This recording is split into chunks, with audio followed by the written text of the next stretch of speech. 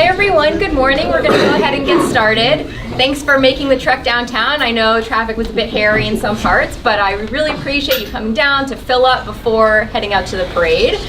We are delighted today to welcome Tom Brandt to the Government Analytics Breakfast Forum. We host this forum along with REI Systems as a way to bring together professionals and academia and students and members of the private sector together to talk about different ways that the public sector is using analytics to address meaningful challenges. Our speaker will present for approximately 30 minutes, and then we'll have some discussions, and I will let our speaker determine if he wants to take questions throughout or if he prefers that you wait until the end. But regardless, we very much hope that this event is a discussion to really kind of think about some of the actual challenges that using analytics presents and how we can address those. We encourage you to tweet about the event if you so choose. There are some instructions up here for logging onto the Wi-Fi, but otherwise this is somewhat of a dead space in terms of cell service. But if you're able to tweet, you can use the hashtag GAB forum. And please note that a recording of the event will be posted to both the JHU and REI websites about 24 hours after the event. So if you have colleagues that are interested, you can share the link with them, or you can just rewatch it again if you missed something. Once again, we really appreciate you taking time out of your day to be here and hope you enjoy the presentation. And with that, I will let my colleague Jeff Myers from REI Systems introduce our speaker. Thanks very much for coming. I found it fascinating talking with a number of you this morning because we've got folks who are physicists from FEMA, from the Commodity Futures Trading Commission, of course from several financial agencies. And that's actually a lot of the purpose of this, to give people a chance to get to know other folks tackling similar problems in different agencies in hopes that they'll share ideas and share ways to kind of support each other and find things that will help solve problems that are often not unique to one government agency. I'm really pleased to be here in the analytics space, and in fact, in particular, a very brief plug for REI. We're really proud of our client, the Health Resources and Services Administration. Some of the work that we've done with them on analytics has helped them make a significant difference in treatment in public health clinics of people with depression. And in fact, for that work, they recently were the winner out of more than 100 nominees for the ACT-IAC Igniting Innovation Award. So there is real innovation happening in government with analytics in a variety of different agencies. And REI is pleased to be a part of and a contributor to that. I'm really proud and pleased to be able to introduce Tom because I've known Tom for more than 20 years and he's been involved in the IRS for many of those years, although occasionally he goes afield, whether it be to Arizona or to Paris. But Tom has been involved in measuring, management, understanding of data about performance and of risk. And so he's actually one of the kind of the deepest experts I can think of in this field. And I'm pleased that he's able to come and share his thoughts and ideas with you. I asked Tom a few minutes ago, and Tom is happy to take your questions throughout the presentation. And if none of you come up with questions, I told Tom I would come up with questions for him. What I did not mention is that it's perfectly fair game for either him or for me to ask you questions, because there are maybe a number of instances where you've got experience with something, and perhaps Tom does not and is not able to answer the question. So we're hoping that it will be a participative discussion. Two last kind of housekeeping measures. We take a hiatus from these analytics breakfast forums over the summer because a lot of folks are on vacation and also school is not so often in session. So July and August are going to be off. We're going to start again in October, and the event tentatively in October is going to be use of analytics to combat the opioid crisis.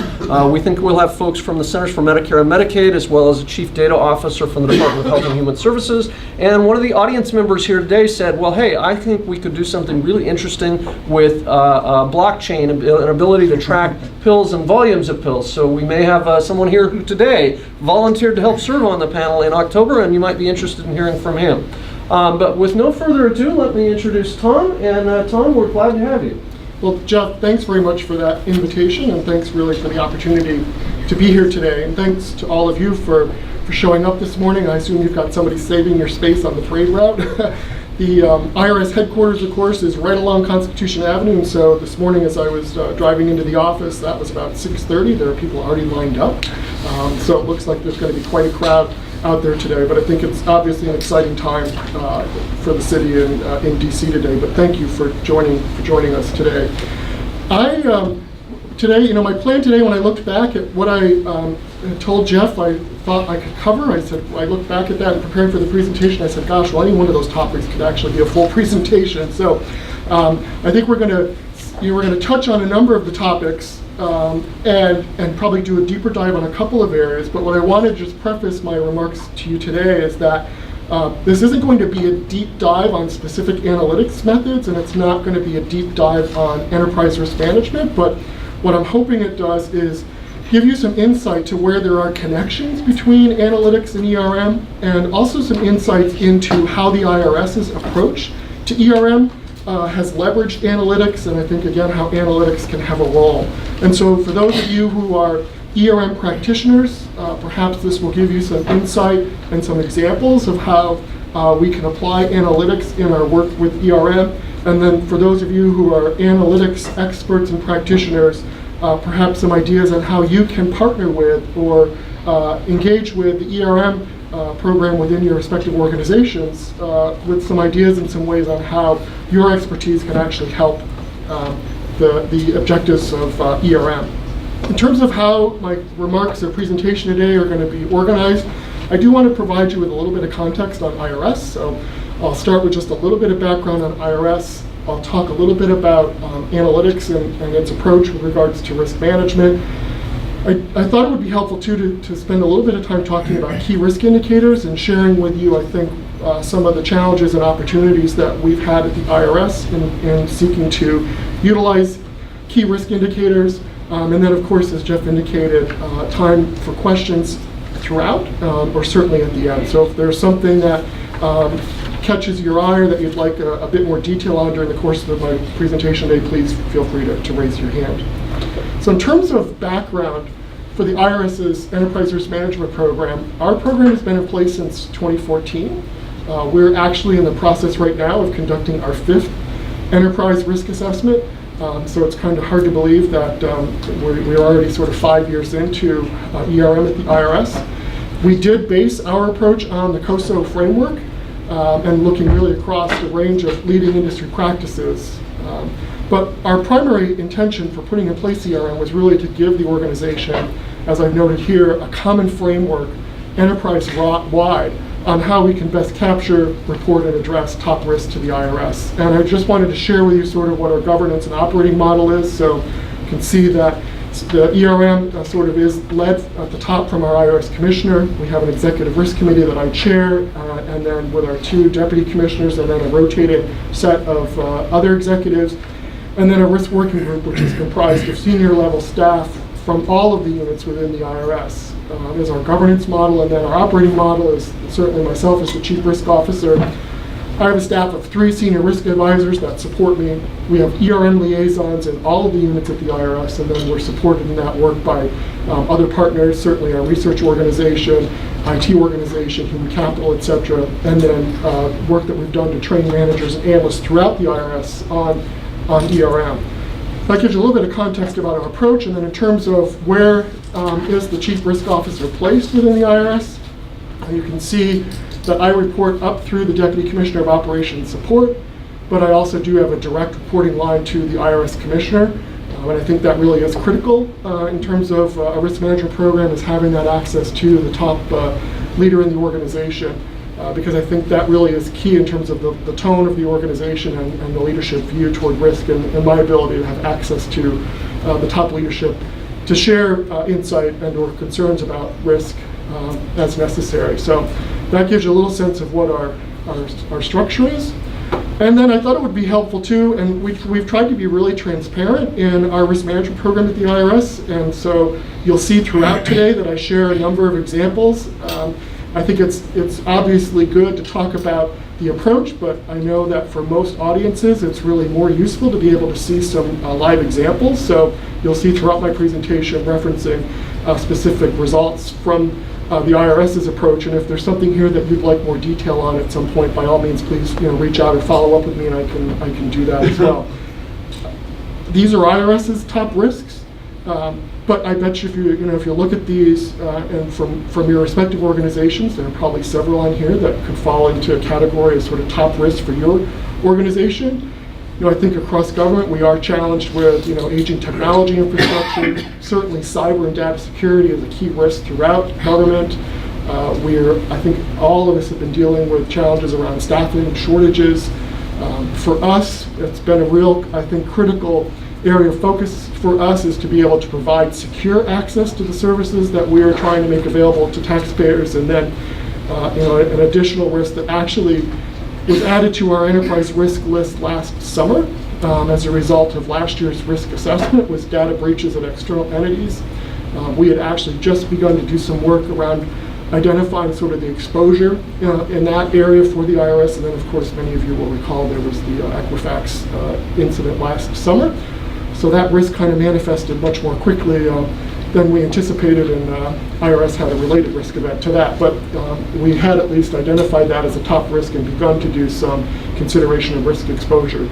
And so just wanted to share that again for some context around, what are some of the top risks that the IRS has identified and that we're working to address through our program. We also just released our most current strategic plan covering FY18 through 22. So this just came out a couple of weeks ago. I thought it would be helpful to just mention this today because you'll note that one of the 6 priority goals for the IRS is to advance data, access, usability, and analytics. And you can see some of the supporting objectives in this area is to update our data collection and retrieval capabilities to faster process information or provide faster access to information, improving our analytical tools and data competencies, and then emphasizing again the use of data analytics to select high priority work. And so as we've dealt with a reduction in staff and reduction in resources, it really is essential for us to look at improving the way in which we identify the most critical and most important work for the IRS. So I think what this just demonstrates is a recognition of how key data and analytics is to the IRS's future. And again, last item here on context, I also wanted to share with you the IRS's risk appetite statement. And again, for those of you wondering, you're asking, well, what's a risk appetite statement? Well, whether you have a written risk appetite statement or an unwritten risk appetite statement, organizations all have some level of risk appetite. It really is just the amount of risk that your leadership team is willing to take in pursuit of its objectives. And that can vary depending on the type of objective. And organizations have a whole range of approaches to doing risk appetite statements. They can be very detailed by objectives, by risk area, or as you see here, our approach has been to start with a more overarching risk appetite statement, and then our intentions are over time to look at areas where we can make this, I think more detailed.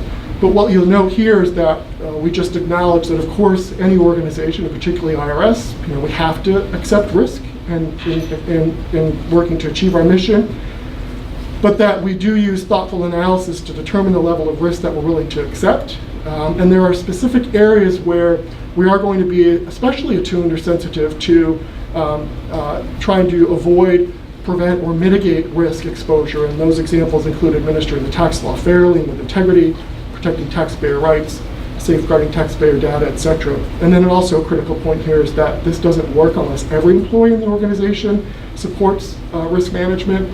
So we do want to emphasize that every employee does have a role in helping to support the identification and management of risk.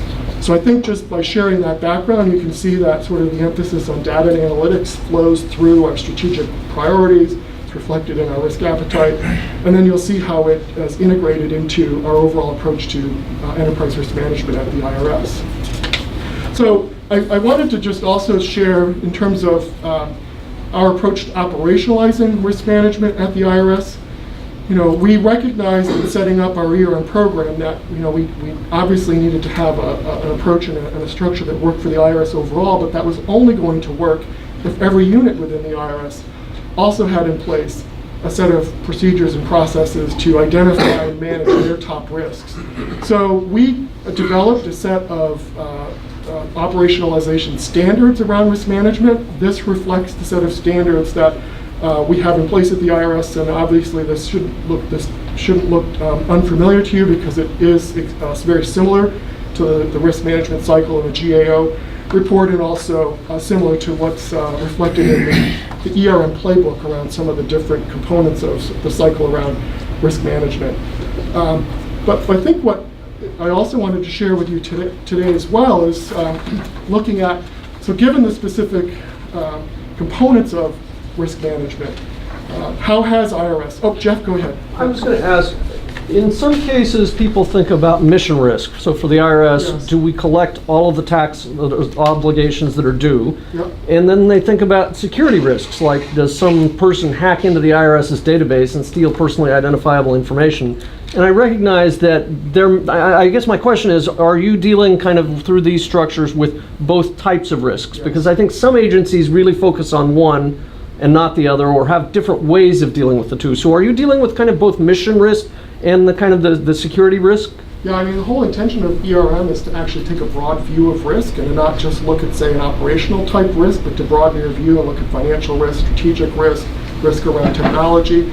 And I'd say, looking at sort of the IRS experience, that's probably one of the critical elements that I think ERM has helped bring to the organization, is expanding the view of risk beyond sort of the operational risk, and certainly focus much more on what's the strategic risk, and also looking at what's reputational risk. And I think we do, and that's an area that we've tripped up on, I think, several times, unfortunately, the IRS, is reputational risk. Because we do probably have a tendency to think very specifically around what's the operational risk around achieving program objectives, and not always thinking through what's perhaps the reputational risk associated with some of the decisions. So a key expectation, or a key sort of desire of ERM programs, is to broaden an organization's view of risk, and to look at that across sort of the whole spectrum. So you're using the same structure to address all the different types? Yeah, so that model can help support, both the identification of top risk to the IRS, which is really looks at the approach we take for our enterprise risk assessment, which results in that list of top risk to the IRS. But then this also can be used at the program level, at the process level. I mean, it really does lend itself to risk identification at different levels of the organization. The distinction is, what's the output, and at what level of the organization are you identifying risk? My office organizes it at the enterprise level, but then we also have unit level risk assessments, program level risk assessments, and process level risk assessment. I think, Doug, were you done? No, I think I answered my question. Thanks. Okay, good. Any other questions? Yes. So Tom, you presented a risk appetite statement as overarching statement. Do you also have a risk appetite statement for each of the risks in your risk profile? Because it appears that sometimes I read about writing, coming up with a statement, just like you have it, but also I've been told it's better to have a risk profile, and then for each of the risks, through your RMC council, you determine the risk appetite for each of those. So sometimes I'm wondering, which is it? Which is the best way to go, or do you have to do both? I would say that you need to tailor it to what's going to work in your organization. If you look at sort of a range of risk appetite statements across the organizations, you will see some that are very detailed, and they express risk appetite by different types of risks. And then you also have examples like ours, which is more of an overarching risk appetite statement. We did, when we first established our ERM program back in 2014, and we were looking at sort of models towards ERM, we saw most of those did reference the importance of having a risk appetite statement. So we did early on begin doing some work around establishing risk appetite, but we found it was really too soon. We needed to actually have a couple of years of experience in implementing ERM and getting a better understanding across the organization around really what was our risk appetite in a number of these areas. And part of that came out through the risk assessment process and the identification of top risks, the deliberation with our executive risk committee.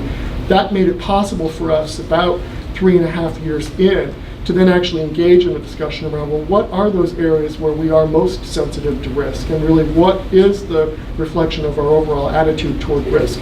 So I think, again, it does depend on the nature of your organization. It also depends on your objectives. So, depending on your mission and the key responsibilities you have, you may want to have a risk appetite statement that provides maybe more detail around your operational areas, particularly if you're involved in something where risk management is, I think, essential to the operations if you're dealing with perhaps security or health or other matters where you probably want to more clearly articulate what is the amount of tolerance you have for risk. I think a question there as well. Yes, it's kind of corollary. I'm Jerry White with FEMA.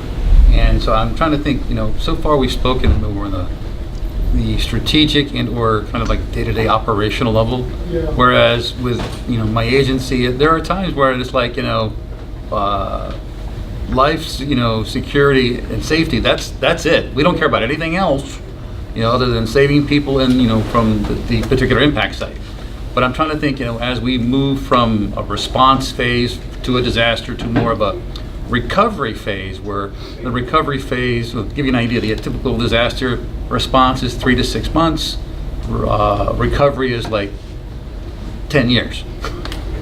So I can see this applying on the recovery side, but I'm trying to think, how would I apply something like this on the response side, where your first parameter is just life, safety, and security? Well, I think it really is looking at what's the risk of the ability of FEMA to actually deliver on those objectives. So what are the risks to your capability to be able to respond to an event or a disaster when it occurs? Well, see, that's why I bring this up, is because as an agency, we have, if you will, I don't want to put the glib, we don't have any skin in the game, in the sense that we are the puppet master. We kind of ask everybody, hey, bring what you have to the table and we'll see what we can use it, in the big picture of things. But we as an agency, we have minimal staff, but we have a lot of the coordination. So, but when the Congress asks us, are we better prepared to respond to a disaster, I'm like, it depends. Well, I think what I'll get to in a little bit too here, though, is just some overall techniques and ways that organizations can assess sort of what is their overall readiness and capability to carry out their objectives. So, think about scenario planning, right, or scenario analysis. So I'm sure that's an area that FEMA does do work, is looking at different scenarios of different types of disasters that could occur and how could FEMA respond. For example, if there were two events, as we experienced last summer, where you had some, hurricanes that quickly followed upon one another, what's the capacity of FEMA to respond, and identifying what are some of the risks. I think looking across your operation in terms of your operations, how you organize, staff to support and bring people on board, supply chains. So, I think there's a number of areas where an ERM approach can actually help assess what is the overall ability or capability of the organization to actually carry out its objectives. Yeah. Hi, Tom. Thanks for coming. Yeah. I'm a finance professor here at Johns Hopkins Carey Business School, and I'm trying to understand what I should, teach, in class, right? And I know the IRS collects a lot of money, and I don't think anyone's going to hack and take your money. So that's a risk that maybe an investment bank has, or a commercial bank. But that's probably not the risk that you guys have, because you probably have that clamped down. The other question I have is probably more on the data side, right? Because you have all this very sensitive data on individuals and corporations. Now, what are your thoughts on, there is some talk about blockchains and it's supposed to be more secure and all this other stuff, right? I mean, have you evaluated that technology? Have you come to any, I know it's early stages there, but are you in discussions about potentially using something like that? Well, let me say a couple things. First of all, refund fraud is a significant challenge for the IRS. Okay. So partly because there is so much information out there on all of us, that it is, I think, a continuing challenge to authenticate that we are dealing with a legitimate taxpayer and not a criminal who has enough information to authenticate as you, the taxpayer. So that is an area that the IRS, again, it is on on our risk register. It is something that IRS has partnered with financial institutions and tax preparation, the tax preparer industry and state tax administrations to collectively work at solving that particular problem. And clearly the data side of that, that is, I think one of our top areas of concern is making sure that we are securing all of the information that we compile to operate the tax system in the United States. So obviously that is a top risk. Blockchain is one of the areas that we've identified as an emerging risk and an emerging opportunity. It is something that the organization is looking at from the operational standpoint in terms of how might that just affect the tax system and the way in which the IRS administers tax, but then also what are some of the opportunities of how IRS could leverage blockchain and trying to reduce some of the risks in these areas. But I'd say we're in the early stages of that, but that certainly is among some of those areas of risk and opportunity that we've identified as trends that we need to be paying attention to and looking at what are those opportunities for us to apply. Okay, good questions. So getting back to sort of our overall approach to ERM and where analytics sort of comes into play here. I wanted to share this just because if you look at sort of, some of the different components to risk identification and risk response and sort of risk management, you can then see where there's opportunities to apply analytics. This is actually the set of standards that we put in place at IRS and basically set the expectation that all of the units within the IRS needed to put in place processes to accomplish these standards.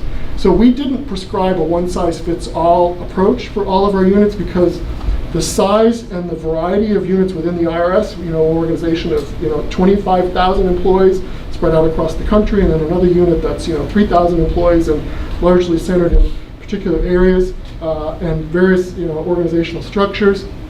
We recognize that it made more sense to agree on a set of standards and then allow the units to develop their approach to risk management in a way that worked best given their structure. But we put in place the set of standards for all of the units to follow, and then to sort of gauge how we're doing, we have conducted a series of self-assessments with each of the units on how they're doing against these standards. We've established and conducted a peer review to also look at that, and then we most recently did an executive survey and in-depth interviews with all of our ERM liaisons to gauge how well we've done in operationalizing ERM at the IRS and where some of our opportunities are.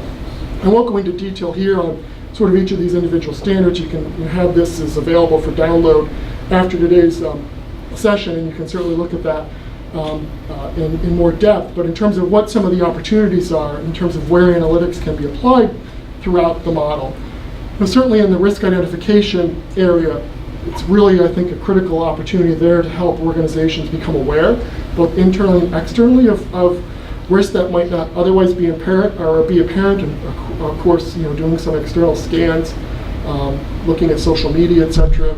Other types of tools that can give you a sense of where there might be emerging risk is an area of opportunity for applying analytics. As you're assessing risk, you can certainly see some opportunities there around likelihood and impact of risk.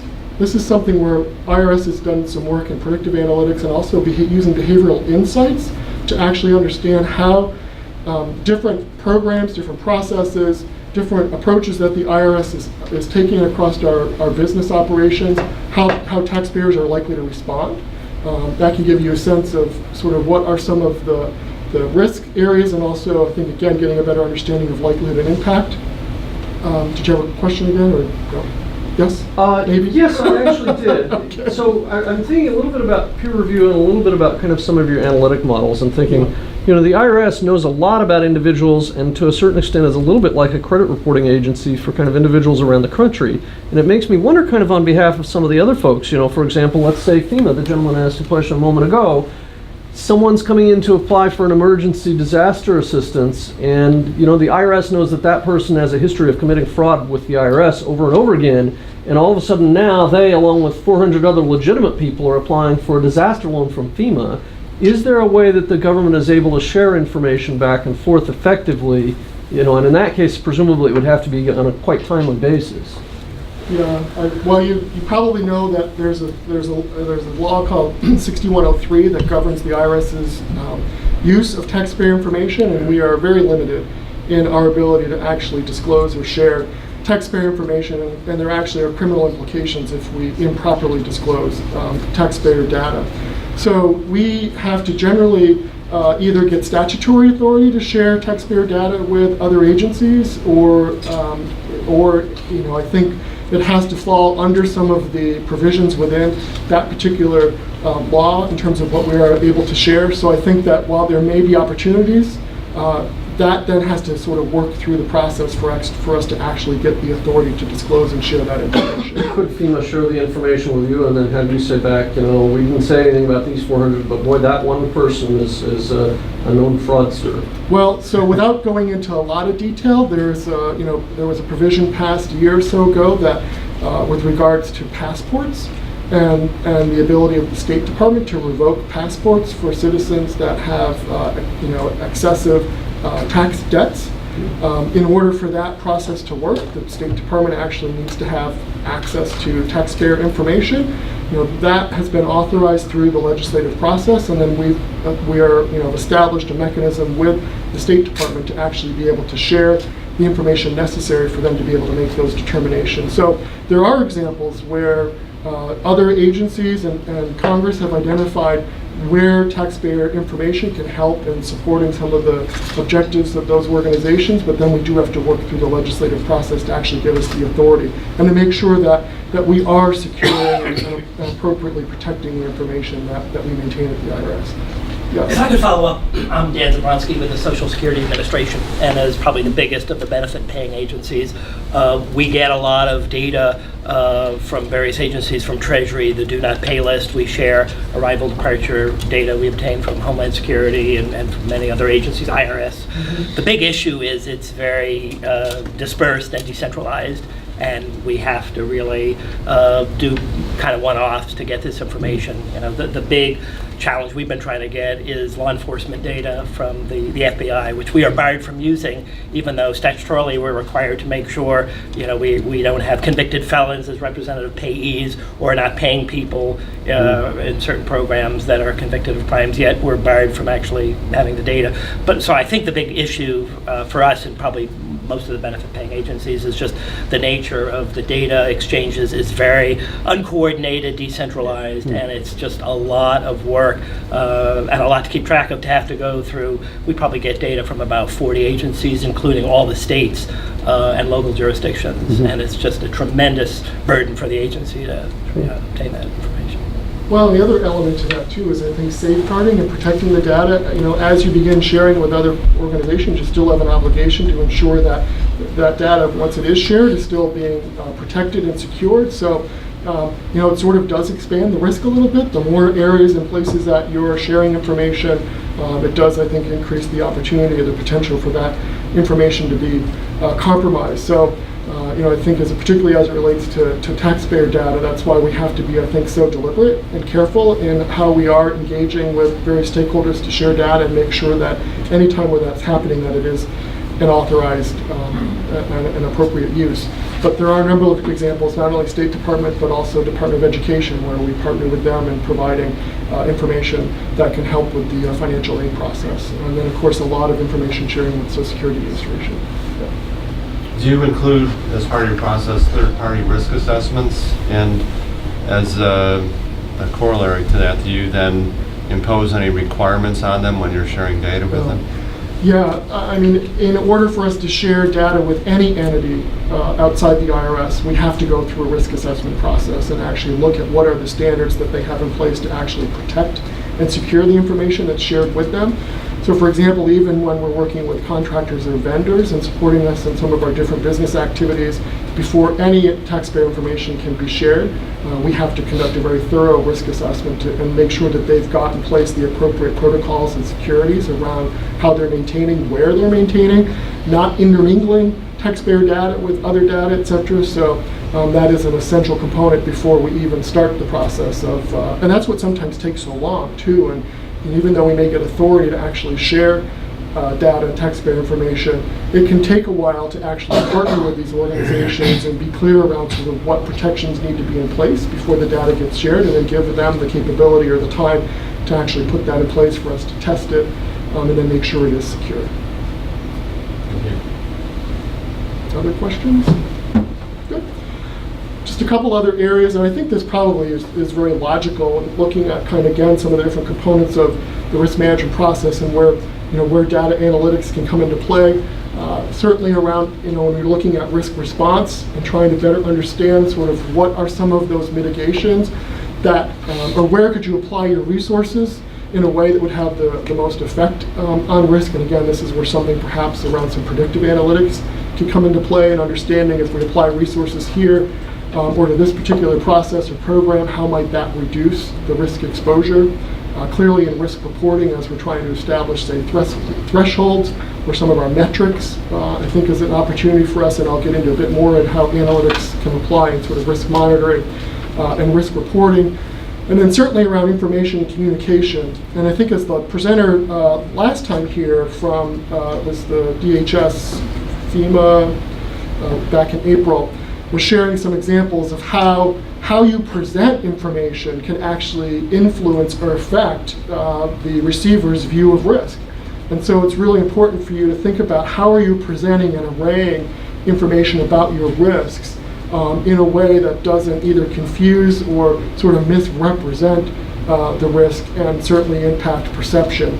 And also presenting the risk information in a way that's digestible and understandable by different audiences. Again, I think at the last presentation in April, there was some discussion around a lot of good work and deep dives that were done from an analytical perspective on trying to identify different types of risk, but then putting all that information in front of the decision makers was just too much. So, trying to figure out how can you boil that down to some of the key points that can help inform decision making, but also not, I think, unduly direct or sort of complicate the ability of the decision makers to utilize that data. I did also want to just share with you some examples of some different analytical approaches that can be used to support risk identification and analysis. These are some examples of different types of approaches that we've been able to utilize at the IRS. Some of these, I think, clearly, again, the connection is quite logical. Starting out sort of with what we would term sort of the health check is something that IRS did in its first year of ERM implementation, is really doing a range of targeted interviews and workshops with internal and external stakeholders to quickly identify, at that point in time, what we saw as sort of the top risks impacting the IRS. That was a starting point for us. Other opportunities here, looking at crowdsourcing. How can we utilize the knowledge and the expertise of the entire IRS workforce in helping us get a sense of top risks and also get their input, for example, on external risks. Wargaming, gamification. This is something that a lot happens or can be done here, and particularly around cyber. So utilizing different types of experiences with executive teams and other key stakeholders on how do you respond when if a cyber attack occurs, and how might this particular response actually create other risk or create other exposure. And I think that can give good examples on how risk response, I think some of the benefits and challenges around risk response. When we look at scenario analysis, this is an area of, or a tool that we use quite extensively in implementing the Affordable Care Act at the IRS, looking at as different types of provisions were coming into play, how might taxpayers respond, what might be the types of questions that we're getting, what might be the phone traffic that gets generated, and using that to then identify sort of what might be some of the various scenarios we face and how would we respond. Another area here that I'll just mention in the interest of time is, obviously, external analytics is an area of work that is leveraged in a great way to support our strategic planning, and we do partner with our strategic planning office to look at what are some of those external risks. We've also partnered with other tax administrations, so we have organized a workshop earlier this year with about 36 different countries and their tax administrations to look at top risks that they'd identified and how do those compare to the top risks that the IRS is faced with. Internal analytics and the setting of targets, looking again across various components around, as you all understand, looking at people, process, technology, understanding sort of what are the implications in each of those areas around relationship to risk, and how do challenges in each of those areas create exposure across the different types of risk that the IRS is facing. And that also helps, I think, in determining mitigations. So in looking at those areas, what are the opportunities for IRS to further mitigate some of the top risks that we're facing? And then also what we I term here the mission, vision, value, and strategy deeper dive. That's really looking at the strategic goals, the supporting objectives. Underneath that, what are the organizational units and what are the objectives they have in place to support each of those goals? And then what are some of the resource requirements and dependencies that are necessary in order for us, for the IRS to achieve its mission? That can give you a sense of risks at each of those levels. So those are just, again, some examples, and again, not a deep dive, but again, just I think helping to sort of stir your thinking around what are some of the opportunities where analytics can be applied to an ERM program and the ERM activities. I also just wanted to mention, and certainly in the summary of what we were going to talk about today, or what I was going to talk about today, I did mention that I was going to reference the risk acceptance form and tool that the IRS has in place. This is something that was cited in the GAO report in 2016 that was looking at agency approaches to ERM. One of the areas that we identified early on was an area of exposure for us was that in relation to some of the more significant decisions that the IRS had made, and certainly because of turnover oftentimes, with attrition and decision makers leaving and changes in leadership, was being able to look back at key decisions that were made and understanding what risks were identified, what were the considerations that went into that decision, and also just putting in place a tool to actually help facilitate the consideration of different types of risks and the risk exposure to help facilitate that decision. So we created what we call the raft, and it does provide a mechanism for leadership, management in the organization to actually, I think, clearly articulate different types of risk associated with a decision, different parts of the organization, both upstream and downstream, that may be impacted by a risk, and then pulling into this specific analytics that can help, I think, better depict or better denote the risks that we may be accepting based on the options that are being given consideration. So this is something that's been really helpful for us at the leadership level and across the organization as a tool to help facilitate specific decisions and the consideration of risk. I see you have a question. Yep.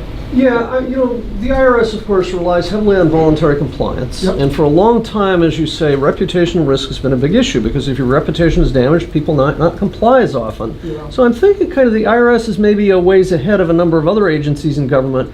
But given kind of the recent questions about Russian interference and trying to kind of make the questionable Americans' confidence in government in some ways, I wonder whether or not there are ways you could say, here are better ways, or here are the ways that we've both identified the risk and perhaps even we've estimated the potential impact of reputational damage that the IRS has done that some other folks in the room might learn from, that perhaps, may similarly face a reputational risk but either not be aware of it or not understand how to measure it. How do you measure reputational risk, or especially the bad outcome? Well, I think the IRS can, through some of our past experience, and then I think also just a little bit of scenario or situational analysis, we can assess our various stakeholders and understand what are their interests and how are they likely to respond to specific decisions that the IRS is making. I don't know, Jeff, if there's a way to specifically quantify. You look at sort of public attitudes, for example. There's the Roper survey, there's the Pew survey. There are surveys out there on public attitudes towards government, and particularly public attitudes towards the IRS. The IRS Oversight Board used to do a whole suite of metrics looking at taxpayer attitudes towards paying taxes, towards the IRS. The Oversight Board is no longer in operation, but our research organization has taken that on. Those are metrics that we look at from a strategic level, but also even from our risk program when we're doing our annual risk assessment, we do look at what's changing there. So how are public attitudes changing towards the IRS? As we went through, I think, some of the challenges in 2013 and 2014, we paid very close attention to what were the changing attitudes about fairness at the IRS, and about the responsibility of all citizens to pay their taxes. So I think what I would probably just offer in that space is looking at what types of tools do you have in place to gauge sentiments of your customers and of taxpayers. The other piece to that too is monitoring social media. We do monitor, sort of what is happening in social media in terms, for example, during filing season. What are people saying about the filing process, about the timeliness of their refunds, about hold times? Because that can give us a really quick insight into areas where there might be a problem occurring. And today, everybody, the minute they're dissatisfied with something, they're tweeting, right? So if you're paying attention to that, that can give you an insight to where there might be a problem cropping up. And so I think that's an opportunity too, is what is the extent to which you're monitoring social media.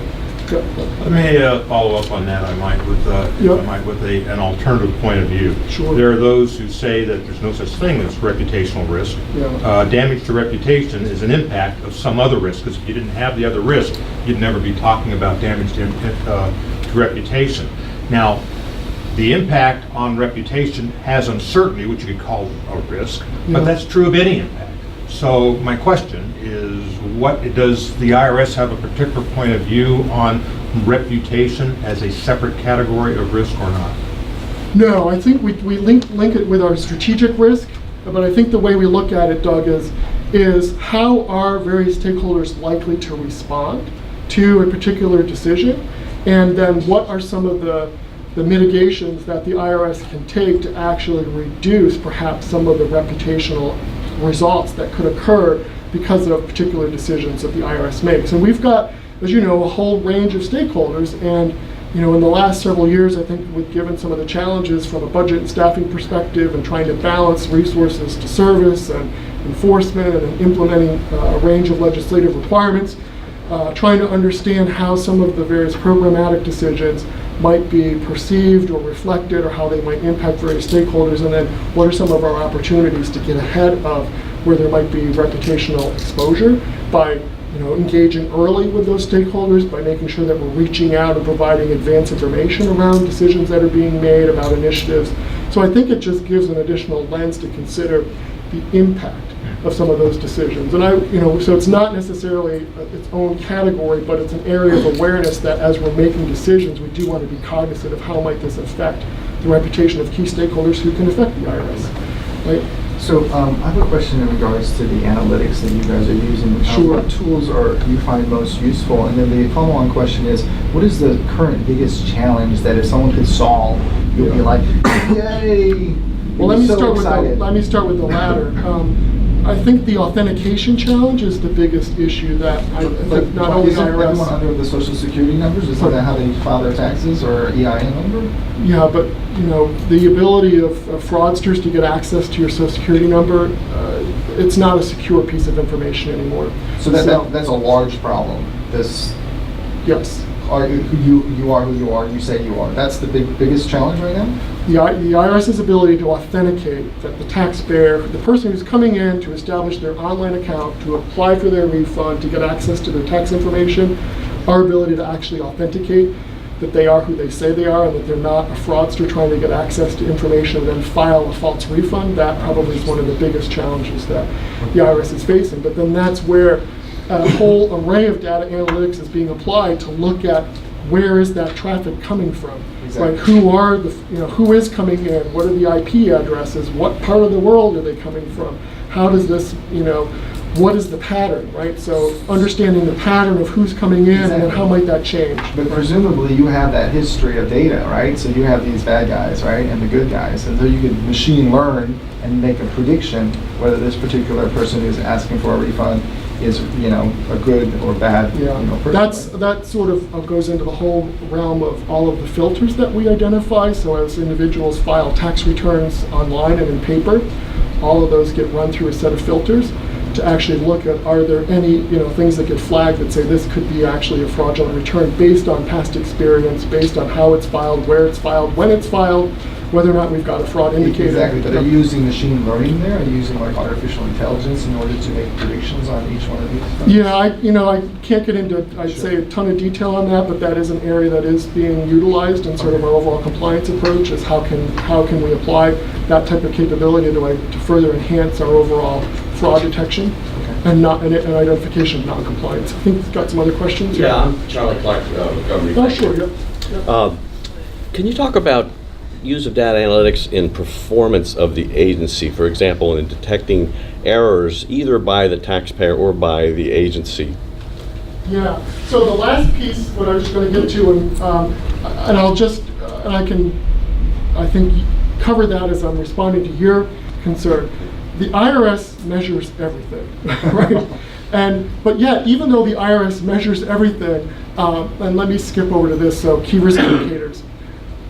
One of the things that we wanted to incorporate into our enterprise risk management program is not only the qualitative view of risk, but also a quantitative view of risk. So what are some of those top indicators that we should be monitoring that can give us some leading insight to where risks may be emerging, or where we want to monitor because we want to be careful that something is not getting outside of our risk appetite or sort of key thresholds. And so as we look across all of those top risks facing the IRS, trying to identify what are the metrics that we are monitoring or collecting that can give us insight into where there might be risk. So we measure the quality of almost all of our business processes at the IRS. So the quality of phone service, right? The quality of the information that's provided to taxpayers at walk-in sites.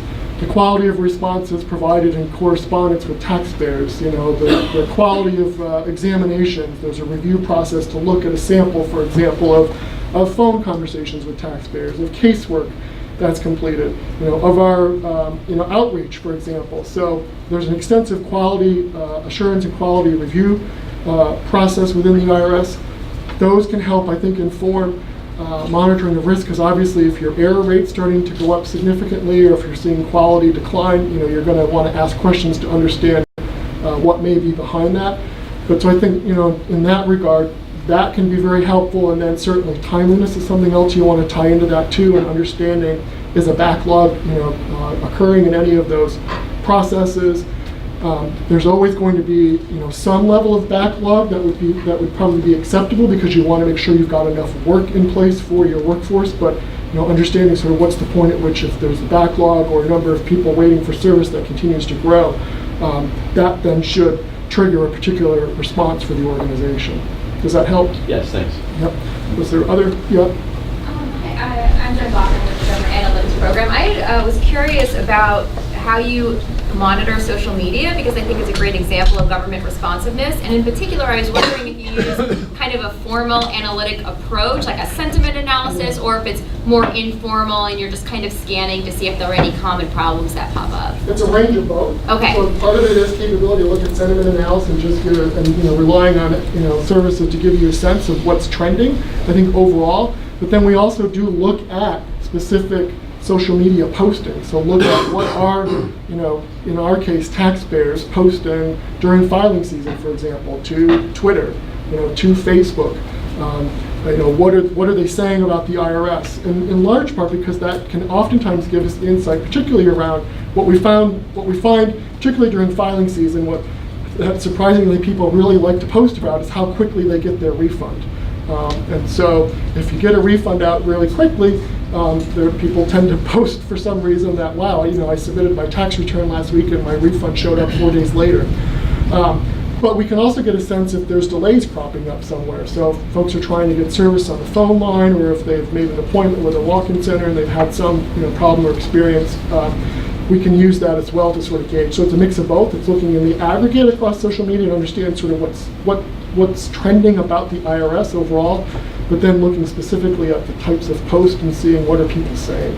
So it's kind of a little bit of both. Yeah. Kind of curious in that regard. You cross-index multimedia. For example, you have a complaint in social media that your return's taking too long, Yes. but then you look at your phone bank to say, okay, how long is your interaction, but more importantly, what is the sentiment that your phone bank personnel are hearing? Yeah. Do you do something Oh, like that? absolutely, yeah. And so I think you kind of have a range of metrics, because you want to look at what are our own internal metrics telling us. So what are our hold times, right? What's the level of service that's being provided? Are we seeing customer complaints coming in through formal channels?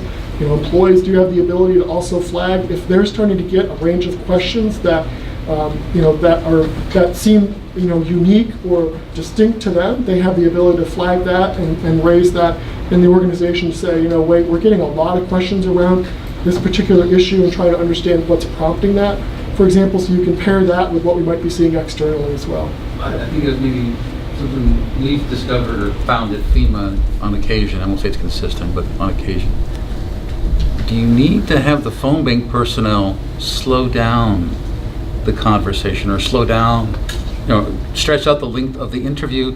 Not so much that they're passing information to the citizen, but they're listening to their story, and then consequently, basically, if you can vent, then you're happier, kind of. Yeah, so I don't work in phone operations at the IRS, but my sense would be that depending on the specific intention or purpose of the phone call, you do need to use a different approach. So if somebody is just calling in to understand, you know, they have a question about, you know, filling out their tax return, or they trying to get a, you know, to call in to confirm their balance, that's a certain type of conversation. But if it's a taxpayer who's got, you know, they owe significant debt, or they've gotten a letter about audit, that's probably a different type of conversation. So it really depends on why is the person calling you, And then that should really inform the type of conversation in the interaction that they're having with the phone assistant. So I think it really does need to vary based on the intention of the call. Question over here. Hi, I'm Chris Daly. I'm the Director of Data Science at Global ISI. Yes. One of the things we do is try to fuse behavioral science with data science to try to overcome the weaknesses in each. And I was delighted to hear you mention how risk can be unintentionally misrepresented based on how would you present like the same data in different ways. How do you take any like a formal or quantitative approach to calculating how risk is perceived? And not just like what actual risk is there, whether you're briefing like an executive or the public?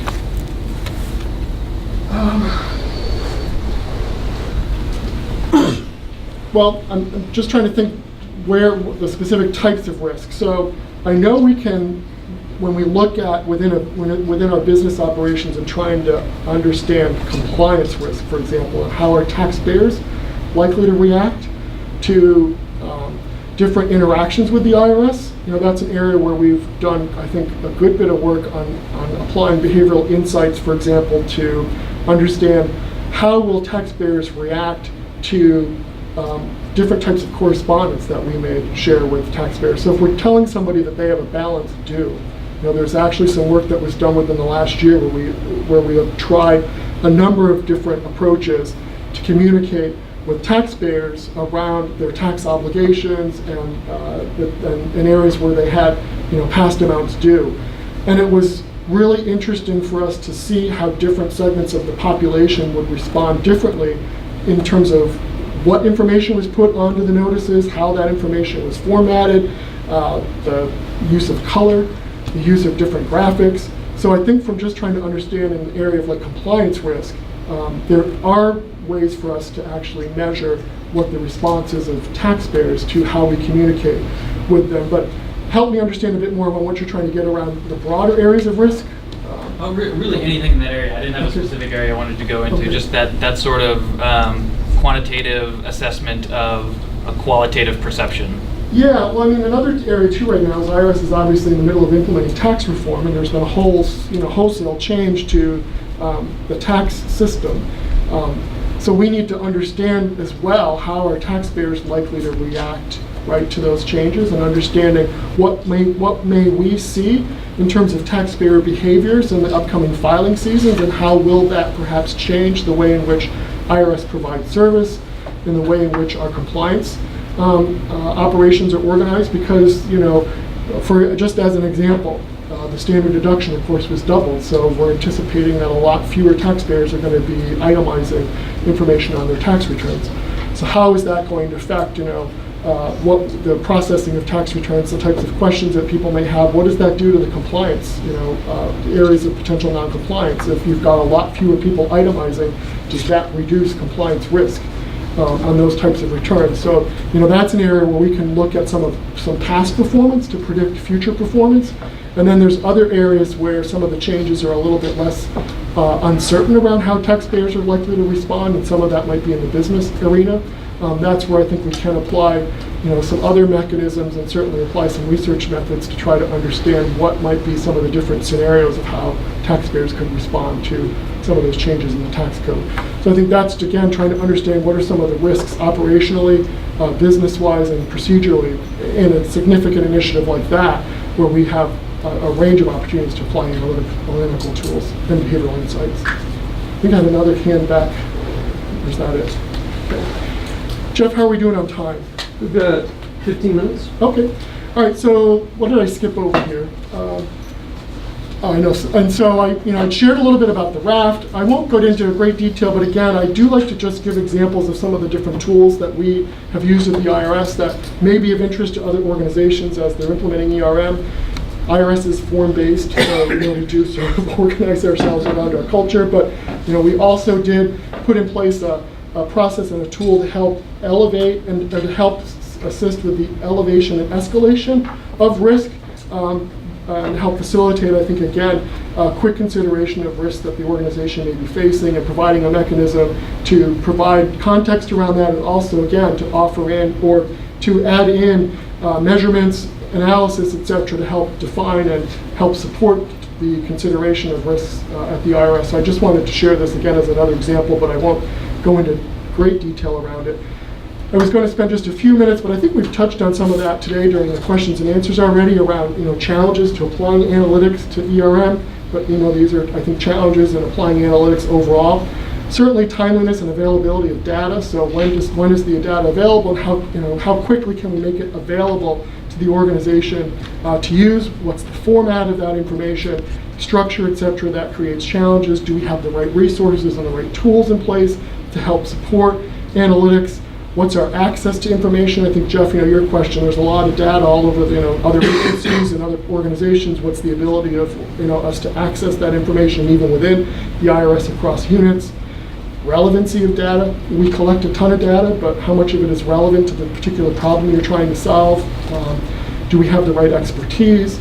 I talked earlier about presentation and communication, and how do you translate very complex information into outputs that can be easily understood and absorbable, right? Managing expectations, what data can and what data can't tell you. And then, again, something that could be an entire presentation itself is avoiding data and research bias. So, how do you make sure that you're not, engaging in sort of confirmation bias, and making sure that you're looking at an array of decision points, an array of data around particular risk, and not just that data that's confirming sort of what your initial expectation or thinking might be about risk exposure, or sort of the degree of risk that you're faced with. So, those are some, I think, relatively common challenges around analytics. In particular, I think they do apply in the ERM space. An approach that can sort of help, as you're looking through how to, I think, appropriately and effectively apply analytics. Again, I won't go into this in great detail, but I think it's important up front to really understand what is the problem you're trying to solve. And not just, let's go apply analytics and see what we find, but what is it we're really trying to understand, what's the problem we're trying to solve. And then, again, thinking through what is the right type of analytics for the problem that you're trying to answer, or the hypothesis that you're trying to answer. So you're looking at understanding what happened, you're looking at understanding why it happened, you're trying to look into the future, what might happen, or more importantly, prescriptive. What is it we might want to happen, and then what are some of the ways for us to help prompt that? And that's where perhaps behavioral insights can give you some information that can be actionable, is understanding what will likely prompt desired behaviors, and then how can we build that into our processes and our systems. Clearly understanding the audience that's going to be consuming the data. We've talked a little bit about that, how important it is to make that information and the output consumable. The importance of support. That's been critical for our program, at the IRS, is making sure that we partner with and have the support of the entire organization. And that's where the value add piece comes in. What is the value that ERM is adding? What's the value that analytics is adding to help the leadership make better decisions, to have a better insight into top risks, and really to avoid perhaps some of the downsides of risk. And I think where the opportunities to more fully, I think, leverage or realize the opportunities associated with risk. And then sort of the test and learn approach to the implement incrementally and iterate. Those can be some approaches that can help you, I think, move past some of those challenges of applying analytics to ERM, or just applying analytics in general. And this session on key risk indicators could probably be its own segment altogether, and I touched on a little bit in the response here, but I think what I just wanted to emphasize here, this again, this, any of you are familiar with sort of the SMART model and the importance of applying that to the identification of metrics. But why it's important is you do need to have a balance of qualitative and quantitative information to help inform the consideration of risk. And again, depending on your audience, some folks can manage and, I think, deliberate effectively with qualitative information. Some are going to be more comfortable and more attuned to using quantifiable information, and then I think there is sometimes a sweet spot. I think again where your qualitative and quantitative information complement each other and really help give you a clear picture of the risk itself, the exposure, and how effective perhaps your various mitigation strategies might be. I just, again, share some information that you can digest, on your own, and certainly you can always reach out, and if you've got questions or would like more detail around this, but different types of indicators that can be applied, particularly in a risk environment. Something that's not yet occurred, it is occurring, and you want to be able to quickly respond. And then, lagging indicators, which are not necessarily as helpful because it typically tells you that event has already happened. So you kind of want to make sure you're looking at your indicators probably more from a leading indicator or escalation indicator viewpoint. Yep, question to that. Hey Tom, quick question on, I know you guys have been doing this for the past 4 years or so. Yeah. Could you touch real quickly on some value added, indicators or outcomes from implementing ERM at the IRS? Yeah. So, interestingly enough, we just held an ERM CPE for all of our executives at the IRS about a month ago. And we had probably about 2/3 of our executive team that joined for that particular session, and our acting commissioner kicked that off, and we had several of our executives sort of sharing their perspective and view on how ERM has helped the IRS, and the commissioner as well. So even the acting commissioner, who's been at the IRS now for about 6 or 7 months or so, he opened up the session by commenting on how much the consideration of risk was being identified and raised and discussed, across the leadership meetings that he was participating in. And even when we look at, for example, on tax reform, that was a critical component for IRS's deliberations with the Treasury Department on what is going to be necessary for IRS to successfully implement tax reform, is really understanding what are the risks. And so we have an executive steering committee in place at the IRS that's overseeing that particular process. But I'd say where some of the benefits have been is risk is now part of the conversation more naturally across our executive steering committees.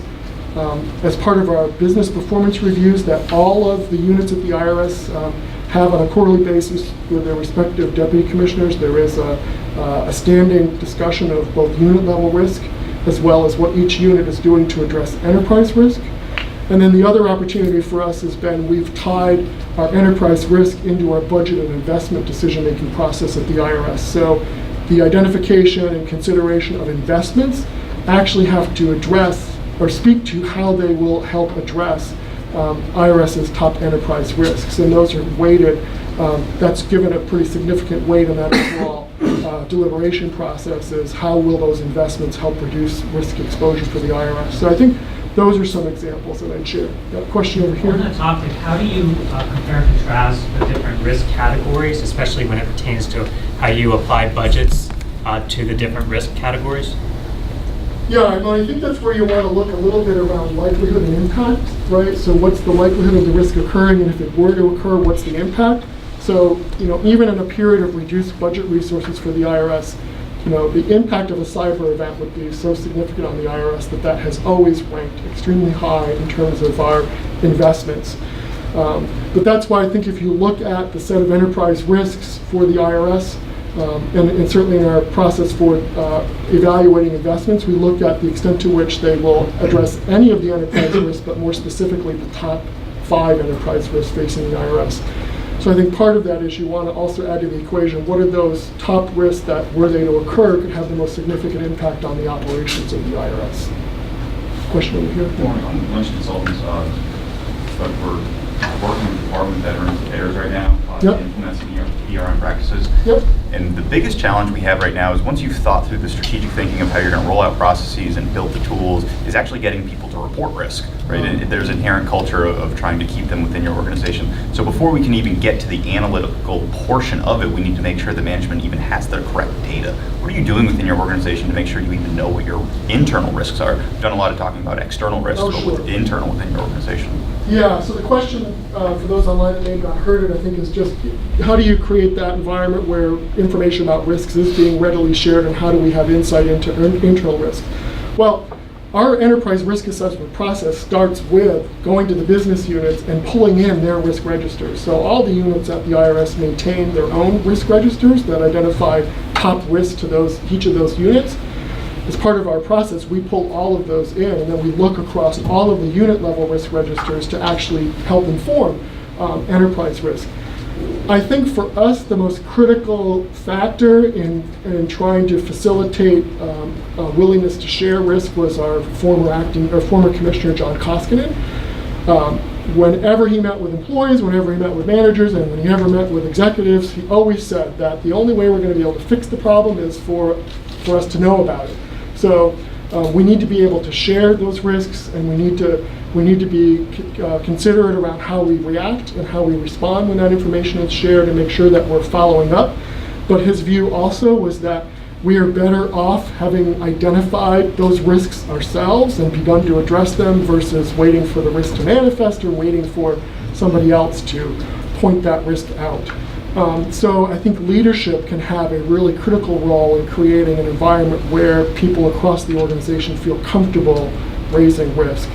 And again, I know, in an environment where there can be a lot of scrutiny and I think oversight around organizations, that there can be some discomfort, I think, sometimes around sharing that. But again, I think the flip side of that is I still think you're better off having identified it yourself and started to do something about it versus waiting for it to, just manifest or for somebody else to point it out. Other questions? I think, the other thing I was just going to share about the KRIs, and there's probably more information than we can get here today, is even though we measure everything at the IRS, it seems, it was a challenge initially to try to get the organization to work with us in identifying key risk indicators. So what are those indicators that give us insight into the scale of the risk, whether or not our risk response is effective. So we were challenged in the first couple of years of really trying to put KRIs in place. We focused a lot on process, we focused on trying to explain what they were, and we kind of were spinning our wheels. So we decided last year, let's just start with something, right? Let's look across the suite of metrics that we have for all of these areas and that tie to the risks, and begin to identify metrics that at least begin to inform the discussion and the consideration of risk. So we stopped talking about key risk indicators and we just started talking about enterprise risk indicators and said, okay, what are some of those metrics that actually can help give you some insight into the risk, the scale of the risk, the importance of what our response is, etc. So here were just a couple of examples of some of the metrics that we've begun to compile and report around a few of our risks. Obviously, aging technology infrastructure is the top risk the IRS has faced.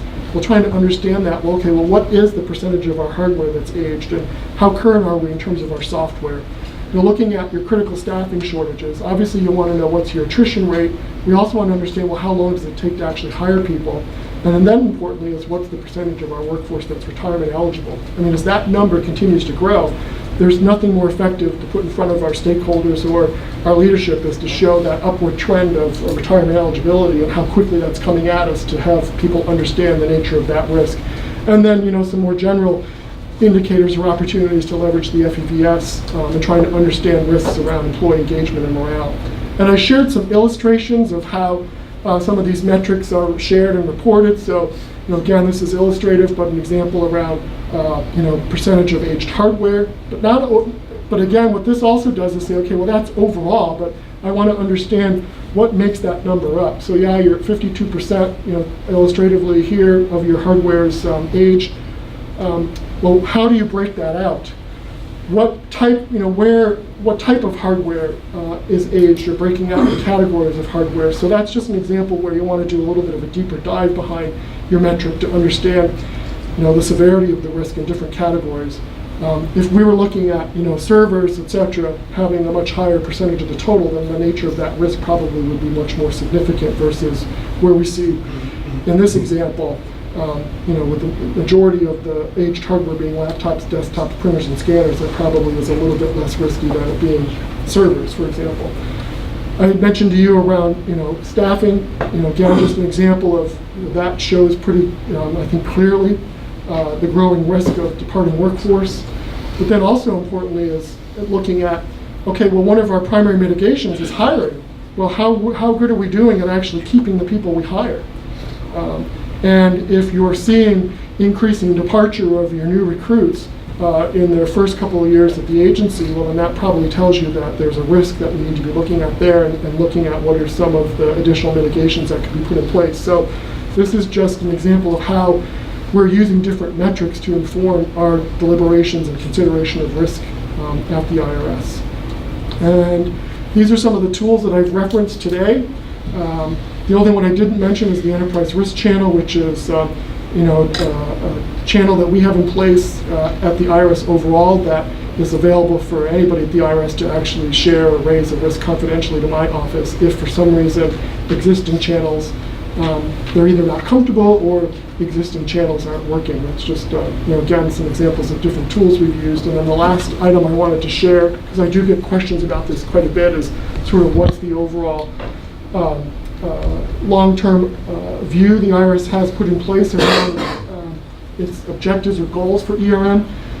We looked at a number of different models, capability models, maturity models for ERM, COSO, and then certainly some in the playbook and other examples, and then developed one again that fits the structure and the organization of the IRS to try to set the course that we wanted to achieve with implementation of ERM at the IRS. And I'd say that, I think my sense is that we're somewhere in the integrated, somewhere between integrated and sustaining at the IRS with our ERM program. But, you can move backwards on this capability model, particularly I think sometimes with changes in leadership, depending on tone at the top, and certainly if there's a significant change in our operations that could affect this model. But I shared this with you because I do get questions a lot around what's sort of the guide stone that you set in place for establishing ERM at your organization. This is just an example of what we've done at the IRS. So I hope that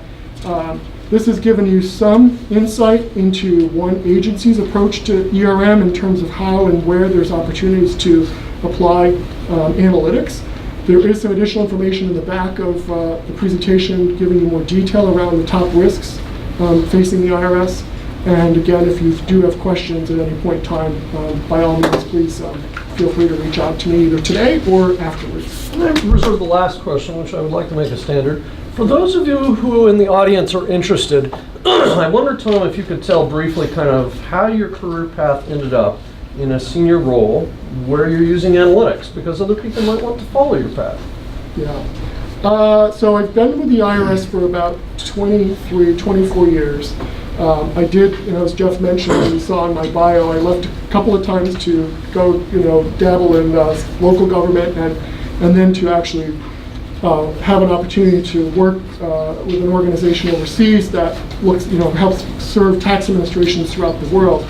But I got my start in the strategic planning and budget office at the IRS. And of course, there's a lot of, and helping facilitate the external scanning of top risk to the IRS early on in my career. So that's where we had opportunities, I think, then to utilize analytical tools to really identify some of the emerging trends, right, and issues affecting the IRS. And moved into our large business and international division and was responsible for performance management. And that's where, and that was a lot around measures development. So when we went through the Restructuring and Reform Act back in 1998, a long time ago now, 20 plus years, right? We had to implement an entire new measurement system for the IRS.